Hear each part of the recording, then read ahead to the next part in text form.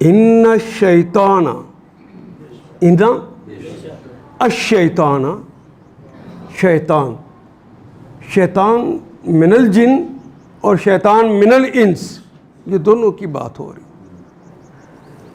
شیطان جنوں میں سے ہو یا انسانوں میں سے، الف لام لگ گیا، سارے کے سارے شیطان. ان الشیطان جو جن سے شیطان ہے، یہ مفرد ہے لیکن الف لام لگ کے جن سے شیطان بن گئی، سارے جنوں میں سے، سارے انسانوں میں سے. ینزغو، یہ کس بات کی علامت ہے؟ مضارع کی علامت. نازغا ینزغو، فتح یفتح فتحا، اسی طرح نازغا ینزغو نزغن. یہ نازغا کہتے ہیں ڈس لینے کو، نازغا کہتے ہیں دل میں بات ڈال دینے کو، فساد ڈال دینے کو. نازغا کہتے ہیں بگاڑ پیدا کر دینے کو،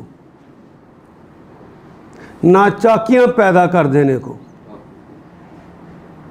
کسی غلط بات پر اکسانے کو. وہ ایسا ڈستا ہے کہ بندہ غصے میں آ کر پھر وہ حرکتیں کہتا ہے، وہ جملے کہتا ہے جو اسے زیبا نہیں. ان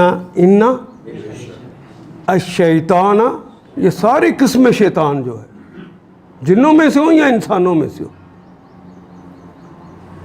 کانا ہوتے ہیں للانسانی. جب اسم سے پہلے آتا ہے تو ہے یا ہیں، اس کا ترجمہ ہم کرتے ہیں کانا کا. للانسانی دو لام آ جائے تو اس کے معنی تو ہم کے لیے کرتے ہیں. للانسانی، انسان کے لیے. اور انسان کا کلمہ بھی اسی طرح اردو میں استعمال ہوتا ہے، شیطان کا کلمہ بھی اسی طرح اردو میں استعمال ہوتا ہے. ان شیطان کان للانسانی عدواً، عدو بھی اردو کا میں استعمال کرتے ہیں. ان دونوں کی حالت یہ ہے کہ یہ عدو ہیں، یہ دشمن.